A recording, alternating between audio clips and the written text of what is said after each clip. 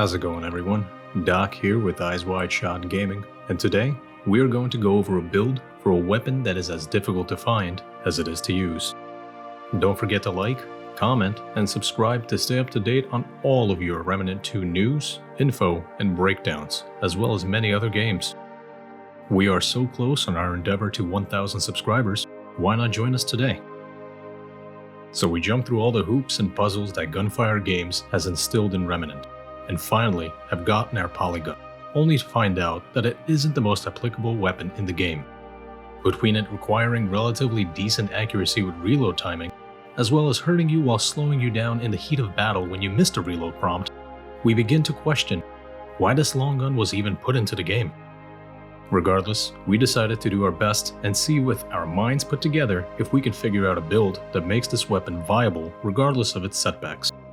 We tweaked the original build a bit, but nonetheless, we owe a ton of credit to our good friend PainCrucible, who consistently puts work into Remnant 2 and creates some wild builds. Let's dive in.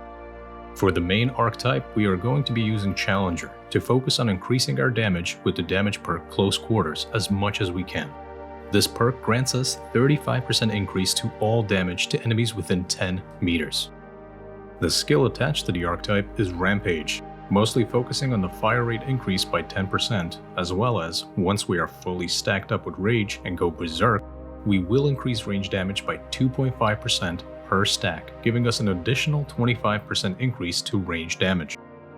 The secondary archetype is Hunter. Again, with a hard focus on range damage, the damage perk Deadeye increases our range damage by another 40%, as well as 15% to weak spot damage and even a 5% ranged critical chance.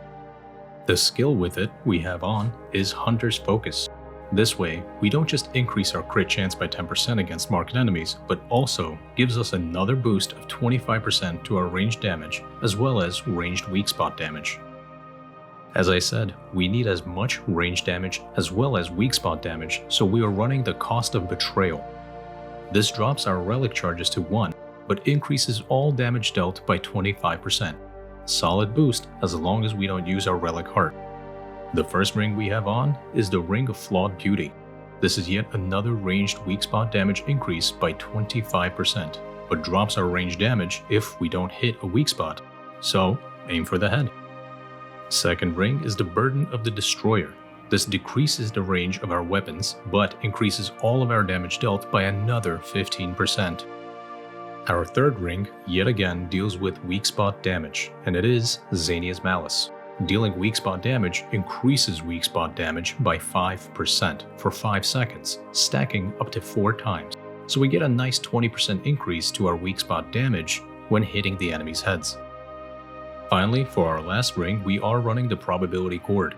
This is a static increase to our critical damage by 20% for added impact. Our secondary and melee weapon are interchangeable, so we can use anything we choose, as is the armor interchangeable. Now for our primary setup, the Polygun.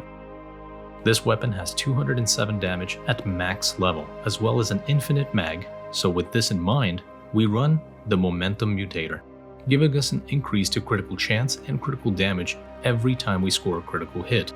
In total, we can raise our critical chance and damage from this at level 1 by 20%, and at level 10, critical hits add 2 stacks as opposed to 1, letting us get up to the max stacks quickly. For our relic heart, we choose Constrained Heart, but again, we can swap it to whichever one you'd like. The 3 relics we equip on it are ranged critical damage, weak spot damage, and range damage. On the right, you can see our trait points, main focus being Expertise, Siphoner, and Fortify, just for survivability. Now, with all that put together, let's take a look at the damage numbers we can achieve in the battlefield.